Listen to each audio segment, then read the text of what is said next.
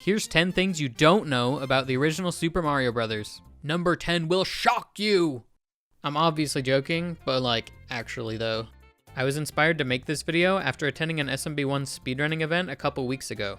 The event itself was really cool, and the person who organized it, Flibbity Dibbity, he'll be posting videos of the event on his channel soon if you're interested in seeing it. While I was there, I was hanging out in a hotel room with some of the best and most knowledgeable speedrunners of this game.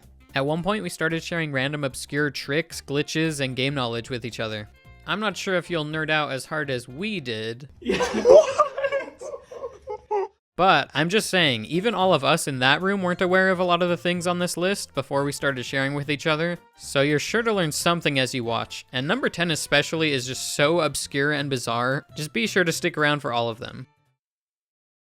Alright, for number 1, we'll start with one of the most well-known glitches of all time, but add in some things you probably don't know. Everybody knows here in 1-2 you can clip through this wall and go to the minus world, but a surprising number of people don't know that the middle pipe leads to world 5. Digging even deeper, did you know that if you take damage at the exact same time the warp zone loads, you can get Mario stuck with the Fire Flower palette? He can't shoot fire or anything, it's purely just a visual bug where the game didn't update his palette. Shoutouts to Scalpel for showing this one to me. On to number 2, let's talk about some more color palette shenanigans. In the final stages of the Lost Levels, we can see a differently colored Bowser. In the speedrunning community, we've named him Bruce, and we love Bruce. Now the entire reason he's a different color is actually because there's no axe nearby. That probably sounds bizarre, but it's true. Bruce is just the same color as all the other green enemies in castle levels. Even Bowser himself is that color before the axe object loads. But once it does, it updates the palette, and anything that uses this palette gets updated to be the regular green color. We also can get the Fire Mario color palette glitch again by taking damage at the same time the game is updating Bowser's color palette. We got the color palette glitch. Real quick, we'll have a brief intermission to talk about the sponsor of this video, Factor 75. Factor 75 is a meal delivery service with the goal of getting chef-created, never frozen meals straight to your doorstep. The meals are also designed by dietitians to ensure nutritional quality. It's the most convenient way to eat healthy. It's really easy in our day and age to eat too much fast food or to resort to ordering it when you need something quick, but Factor meals are even more convenient and they have proper nutrition. For me personally, I think Factor is really good as a lunch option. I obviously work from home, streaming and making videos, and trying to have something good for lunch can be tough. If I need to take a break from the stream to go eat, it's nice to have something where it doesn't take too long and I don't have to leave the viewers hanging.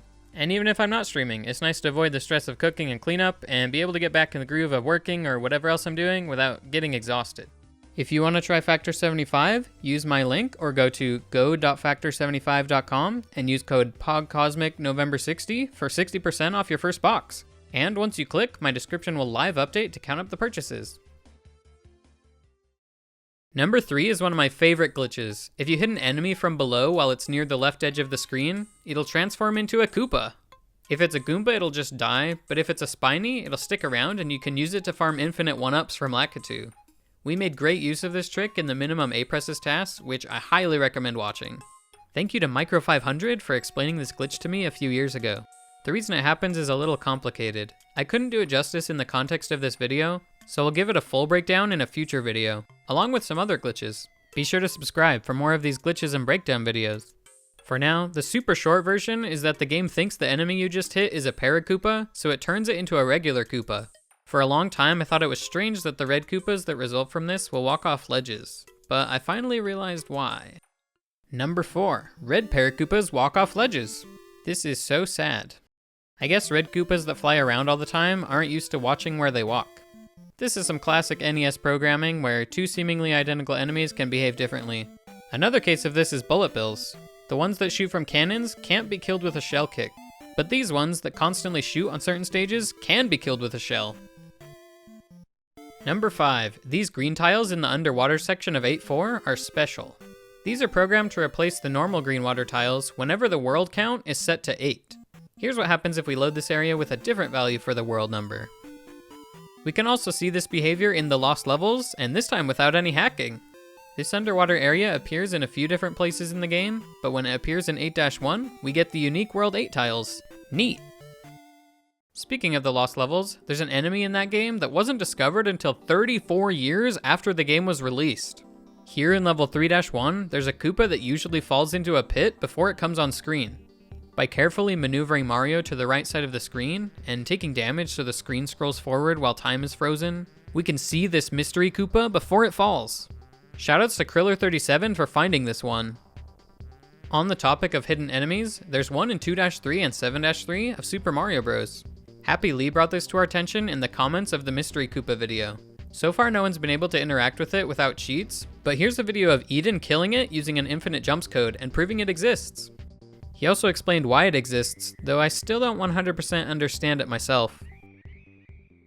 Number 8. Everyone knows about the infinite lives trick with a Koopa on a staircase, but here's something you might not know.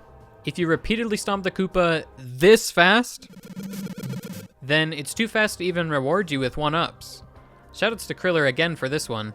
He hits the Koopa so many times that the counter overflows and goes back to giving him points again. At the end of all of this, he finishes the level and still has 3 lives, because he was stomping way too fast for the game to keep up with. A simpler example of this is if you fireball a Koopa shell immediately after kicking it. You'll notice that the points for kicking it never get added.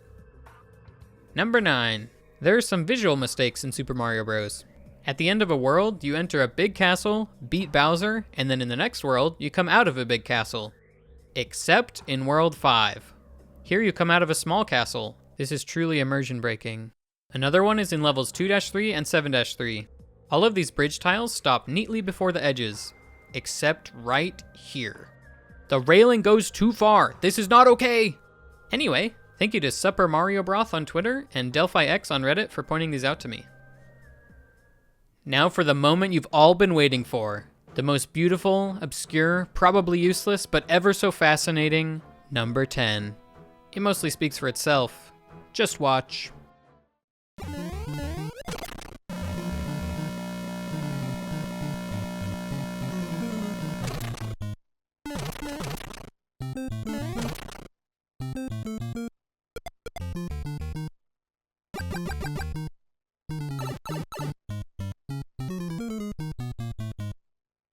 This trick is so weird, but so funny and satisfying.